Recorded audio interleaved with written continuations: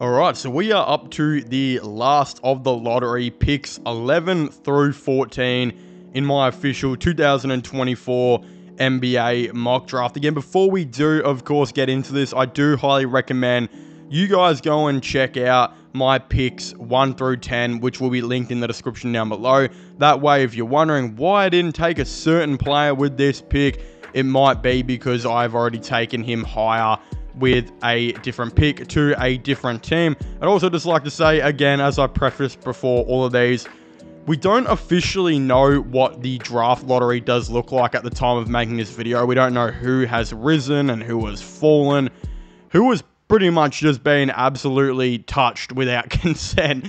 But essentially, again, I will just be going off, based off NBA standings and where the team currently sits at the time making this video. And with the 11th overall pick, we do have the Chicago Bulls, who, again, I think have been one of the most unluckiest teams in the NBA. I think people forget when they had Lonzo Ball, they were seriously a threat, and I think were at one stage like top 2 in the East a couple of years ago with Lonzo. They had something really good going on with not only Ball, but also Levine and DeRozan. Unfortunately, that's kind of been taken away from them with bad luck through injuries and just other off-court, problems. But I think there is a player here who could definitely really help what the Chicago Bulls are looking for and fits well, really good into what I think they need. And that's actually Stephon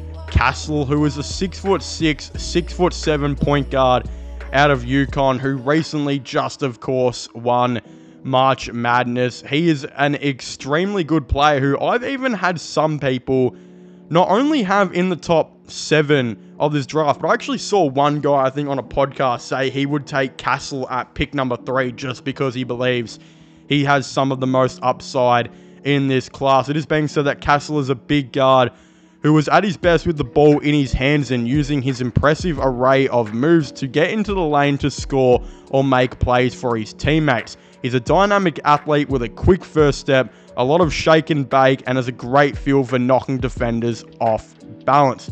Again, his outside shot doesn't look that good. In fact, it's not consistent at all. Some even saying he likely won't be a great three-point shooter, which definitely can be a massive issue in the NBA, of course, but there is so much great upsides about him. Again, he's a great finisher around the rim with extremely good and nice touch with an array of decent finishing moves.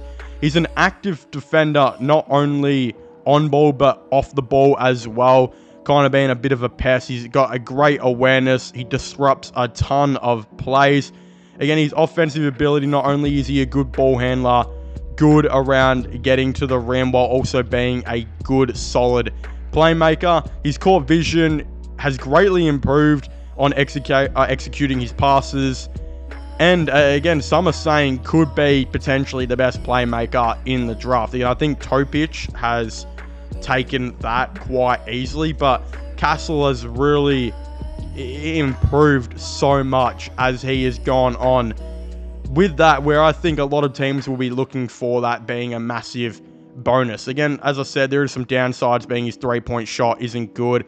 His shooting mechanics on one website actually labels it as being sloppy in terms of his form and the mechanics of that.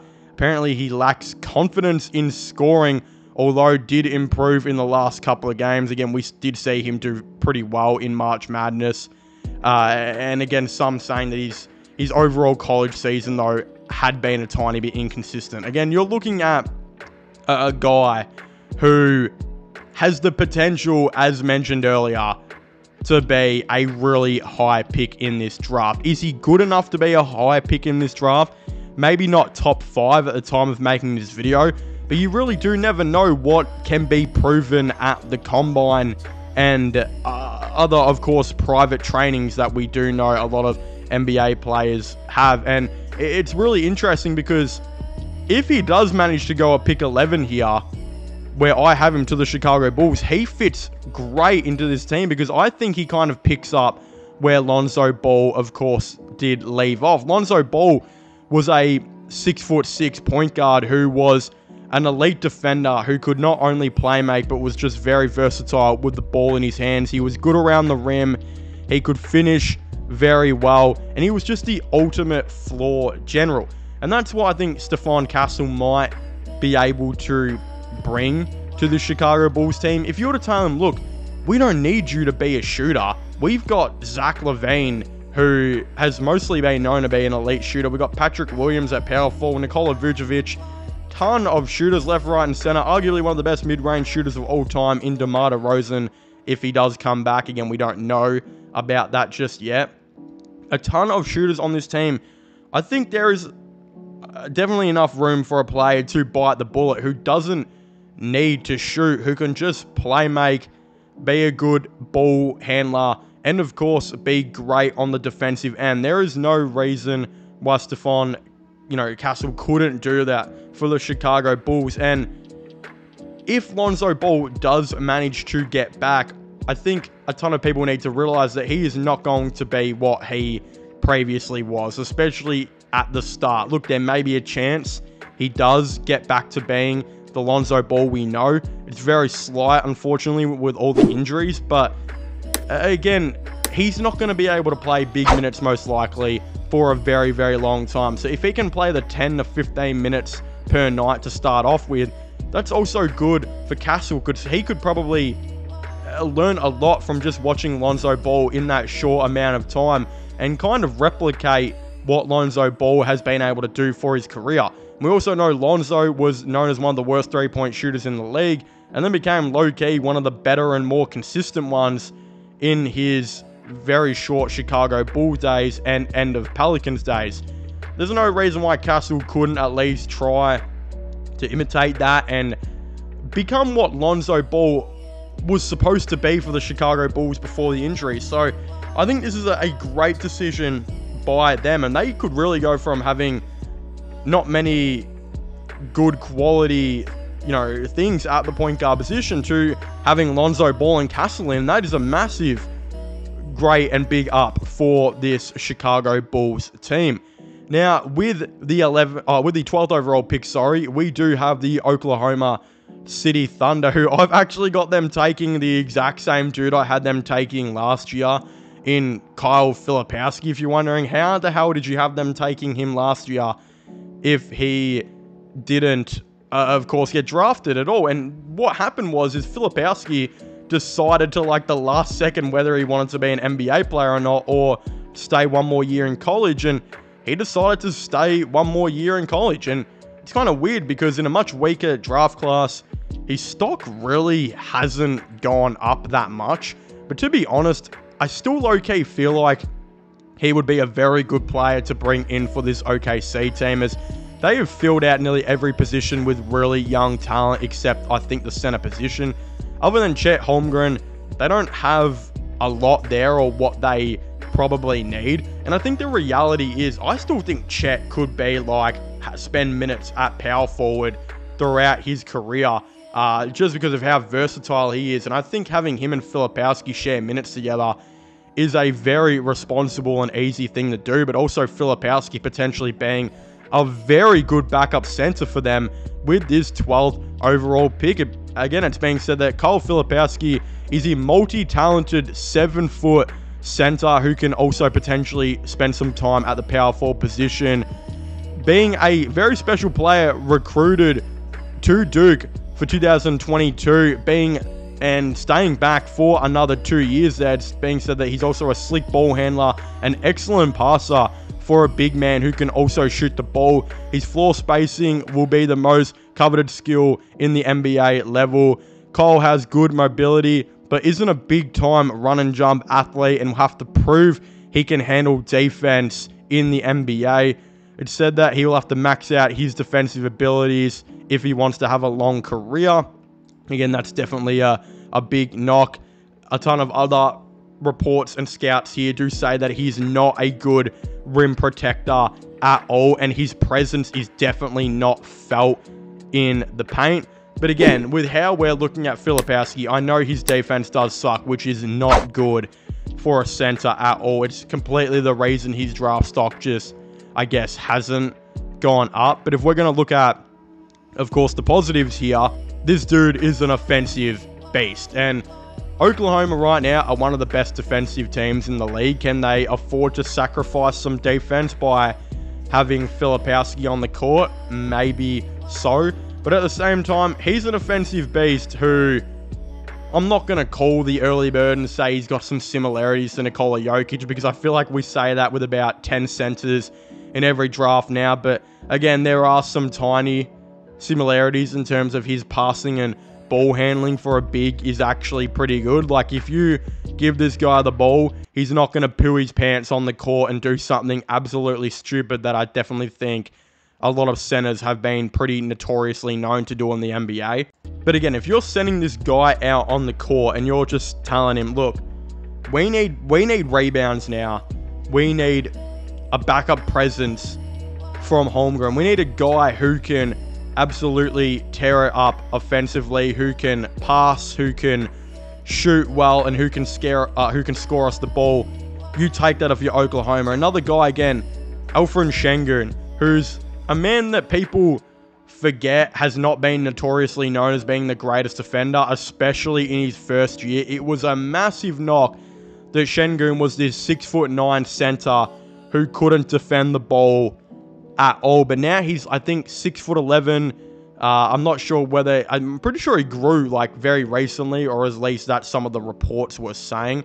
But again, that guy can do a lot of things that Filipowski hopefully should be able to come in the NBA and do. And with such a decent sized hole for them at center position, if you can fill this out, not only having Holmgren as your starting five, but also Filipowski as the backup center, and maybe get another veteran center in, like they had Mike Muscala for so many years.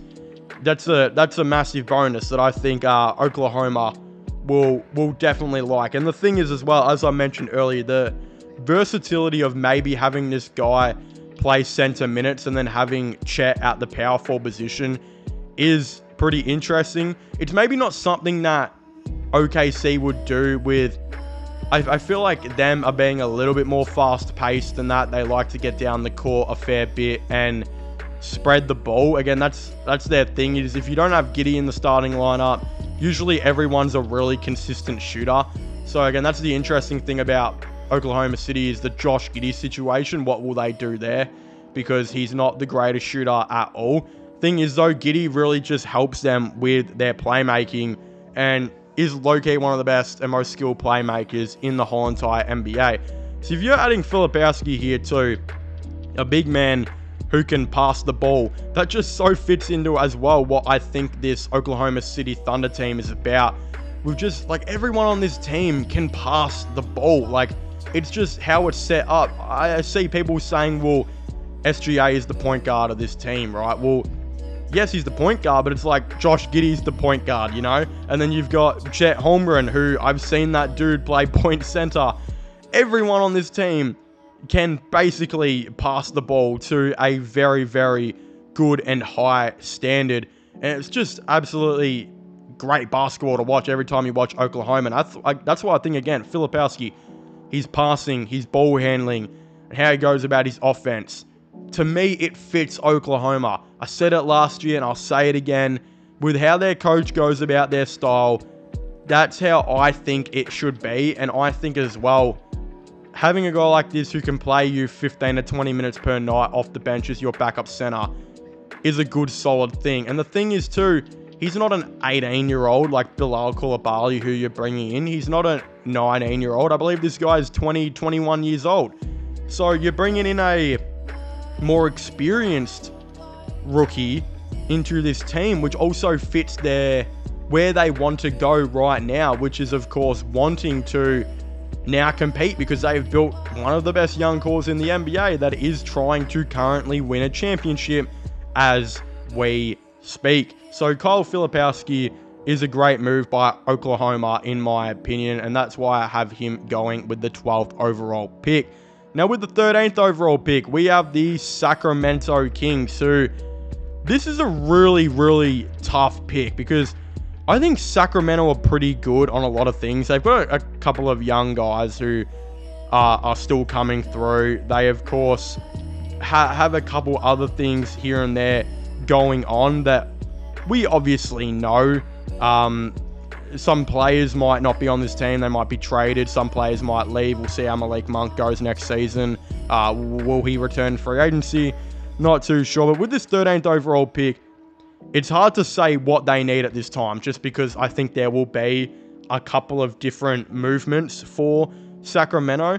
But with pick 13, I kind of decided to go best available on what I think they might need. And that is, of course, Reed Sheppard, who is a very tough player to put in this draft. Because even though I've got him going 13 to Sacramento, a lot of people have him ranked at pick 7. And the thing is, he's the best shooter in this draft class by an absolute mile. This dude, he could come into the NBA straight away and be one of the best shooters. And with, as I said, Sacramento, will Malik Monk come back? I'm not exactly too sure. They have a couple other point guards / guards that might be getting moved through trades, through free agency, this and that. I figured there's a 6'3" dude right now who is currently balling up in college for Kentucky, who is not only the best shooter in this class, but is an extremely good playmaker, a very good shot creator who is super crafty when he has the ball in his hands, especially around the perimeter. He's got excellent hands on defense. He can strip the ball away from anyone. He's pretty good at guarding point guards and smaller shooting guards. He's super smart, and he just knows how to play the modern day game. Again, Reed is a unique talent. He's a bit of an undersized player for the point guard, shooting guard position, sorry. He isn't an elite athlete, but just he's a great ability with the ball in his hands to be one of the best shooters in all of college, which should translate to the NBA. Is insane. He's got a solid frame, decent movement skills, and is actually pretty decent around the rim. And I think secret is he can also play make. There are, of course, some issues with Reed Sheppard that kind of make me like, well, can he fit in the NBA though? Because we know his shooting and his offense is going to be so NBA level perfect. But his size and how he plays might be a question. And what I mean by that is, as I said earlier, he's a 6'3", probably going to have to be a point guard in the NBA, but the way he plays like a shooting guard. As I said, he's a very good defender when he's guarding the point guard positions earlier. Extremely good hands and does pretty well at guarding that position. Unfortunately, sometimes, especially when he gets switched on to small forwards or just a taller shooting guard, it is a nightmare for him. You got a 6'3" dude who is a decent defender, as I just said, who would have to potentially guard, you know, a 6'6" to 6'8" shooting guard / small forward in the NBA. He just gets absolutely torched every time. And this is where I was a bit scared, because I was like, is Mike Brown, who is such a good defensive coach, one of the league's best, you know, I think, will he be able to have a guy like Reed Sheppard? Again, Mike Brown has become a pretty good offensive coach, I think, in his time too. Some might even know him for that now. But with how I see it, it does scare me a little bit having a dude like Reed Sheppard in this team just based off his defense not being great. But as I mentioned earlier, there will be movement with this Sacramento team. They've got Fox at the 1, like I said, Kevin Huerter at the 2 as their main guards. But if I remember right, Kevin Huerter did recently just get injured. I'm not exactly too sure for how long, but I think he'll definitely play, I think the majority of next season. I think he's getting shoulder surgery, so we'll have to see how he goes with there. But as I said, Malik Monk, he's going to get a ton of contract offers. I expect him to come back, but I wouldn't be surprised if he was to potentially see a massive offer from another team and be gone. Chris Duarte, I don't know if he will be on this team for much longer. I don't know if I really rate him as a player. Davion Mitchell as well. He could definitely get traded. It just really hasn't worked out that much on this Sacramento Kings team. So there will definitely be a massive hole for them to go out and look for some more, I think, guards, depending how a lot of this free agency and trade period does play out. Reed Sheppard is a scoring machine who is an elite shooter who you're always going to love. And with pick 13, you're not going to expect to get some game-changing player, especially in this draft, which has been so noted to be such a weaker draft. You might just have to bite the bullet and bring in a guy like Reed Sheppard, because he is such a great offensive player. Again, his defense might not fit this Sacramento Kings team, but I think bite the bullet and see how you go, because I think the upside for the Sacramento Kings team with Reed Sheppard in it is very good, and it takes a ton of pressure off your team if Malik Monk leaves, because then you can say, well, we got a great scoring guard off the bench now who is an elite shooter who can just completely make up for that. And then if Malik Monk decides to stay, well, having him and Malik Monk on the court together at the same time would be so beautiful to watch offensively. It would not be funny for a lot of other NBA teams. Now, with the 14th overall pick, we do have the Portland Trailblazers, who, again, previously I did have them selecting Martez Bazulis, who I think can be one of the best players in this class. I've seen some people even have that guy at pick 1. I had him going at pick 5 earlier, obviously, to the team. But with the 14th overall pick, I will have them selecting Jacoby Walter out of Baylor. Again, this guy is a great three-point shooter, which I think they desperately need in this Portland Trailblazers team. He's being said to be one of the best in the whole entire draft. He's a decent shot creator who has a ton of upside in the NBA. He's got a great motor, really competitive defender who some believe could turn into being one of the best defenders in this draft class. A very, very good player if his development does pan out. Again, he's a 6'5", 6'6", I believe, shooting guard wing, who I definitely think can add some nice scoring for this Portland Trailblazers team. Again, if you're looking to use him as a point guard, completely forget it. Reports say that he can't handle the ball really at all, and he does struggle a lot as a playmaker.